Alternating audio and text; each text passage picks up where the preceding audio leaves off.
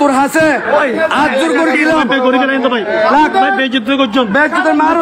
চট্টগ্রাম নগরের কোতোয়ালী থানার সাবেক ভারপ্রাপ্ত কর্মকর্তা মোহাম্মদ নেজামউদ্দিন ছাত্র শিবির ও বিএনপি নেতাকর্মীদের রোষের মুখে পড়েছেন। এ সময় সামাজিক যোগাযোগ মাধ্যম ফেসবুক একটি ভিডিও মুহূর্তের মধ্যে ছড়িয়ে পড়ে।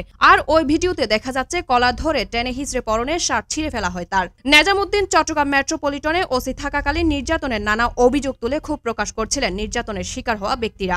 এই ওসি নিজামের সর্বোচ্চ শাস্তি মৃত্যুদণ্ড চাচ্ছি। আমি কোনো অপরাধ করি নাই, আমার কোনো অপরাধ ছিল না, একদম নিরপরাধ আমি একজন মানুষ। আমি শুধু একজনকে দেখার জন্য গেছিলাম।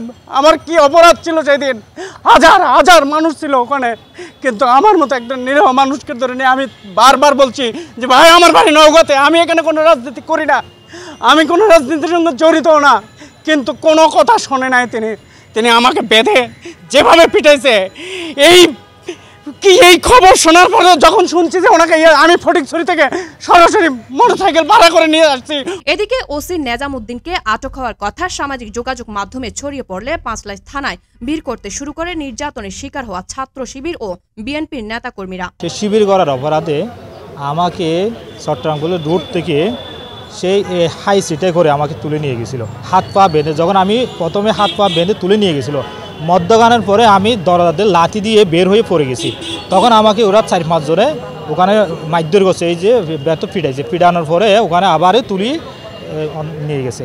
নেওয়ার পরে সেই দিন থানার মধ্যে আমাকে নির্যাতন করে সারা রাত আমার বিভিন্ন ধরনের শিবিরের সভাপতি সেক্রেটারি কোথায় আছে রাতিয়া ঘুরানোর পরে, তারপরে এমনি ঘুরায় না, যখন না বলে ম্যাচ কোথায়, শিবিরের ম্যাচ কোথায়, মহানবী সভাপতি কোথায় থাকে, কলেজ সভাপতি কোথায় থাকে, এই বলে বিভিন্ন জায়গায় ঘুরানোর পরে আবার নির্যাতন করে করে এভাবে রাত আবার আটকে রাখছে অন্ধকার রুমের মধ্যে। আমাকে বেদম মারধর করছে এবং ফ্লাশ দিয়ে কোমরে চাপ দিছে, আমাকে খেয়ে শিবির করে। এরপরে তুলে নিয়ে আমাকে অনেক মারধর করছে। আমাকে মারার পর আমি নেক্সট আর ফাইনাল পরীক্ষা দিতে পারিনি। নেজামউদ্দিন সর্বশেষ সিআইডি কুমিল্লাতে দায়িত্ব পালন করেন। এর আগে নগরের কোতোয়ালী বাকলিয়া সদরঘাট থানায় ওসির দায়িত্ব পালন করেন তিনি। সাদত ভাইকে যে লাঞ্ছিত করেছিল, আমাদেরকে লাঞ্ছিত করেছিল, আমাদেরকে প্রোগ্রাম করতে দেয় নাই, মিছিল করতে দেয় নাই, হাজার হাজার আমাদের ছাত্র জনগণের উপর করেছে।